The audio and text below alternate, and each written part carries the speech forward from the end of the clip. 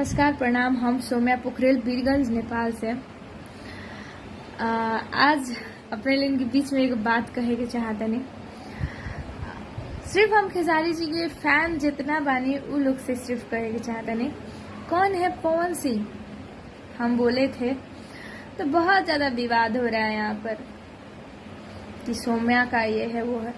हम जिसको जानते नहीं है, जबरदस्ती है क्या भाई हम जान लो, उसको पहचान लो? हम नहीं जानना चाहते, वो इंसान को जानते नहीं है तो जबरदस्ती है पहचान लो, जान लो।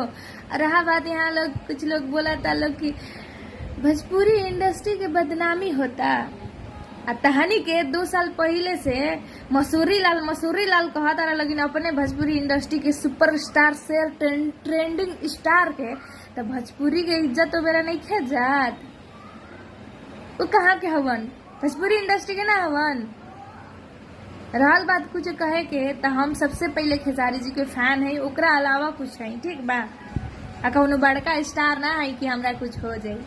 हम सबसे पहले खेसारी जी के फैन है तो उनके तरफ से ये कहे के चाहता नहीं, वो तहानी जैसा आदमी से मुंह ना लागेला ठीक बा। उनका तरफ से बहुत सीधा आदमी बनू, केहू के उतना फुर्सत नहीं थे केहू के जवाब दियन। तो वैसे हम देखे नहीं उनकर हर वीडियो, हर हाउ कौन नेता पोटाहा कौन बा लोग लोग के कहे लोग मसूरी लाल यादव कौन है, पवन सिंह नहीं जानते। जरूरी है जानना।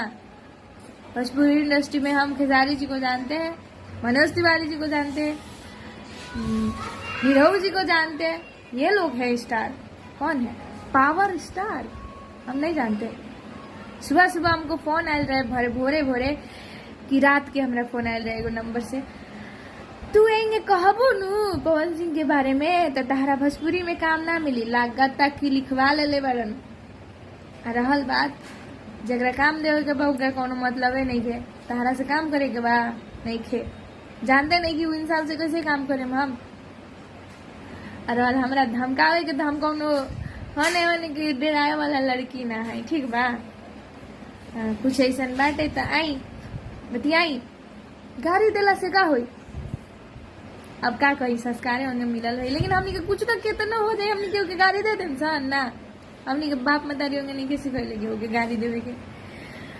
हम सिर्फ इहे कहे कि हम कह देनी कि कौन है पवन सिंह तब हल्का मच गल बा। का है कैसे तो सौम्या पोखरेल के सब लोग जानत रहे, तो अब तंगा प्रचलित आदमी मतलब ना होला नाम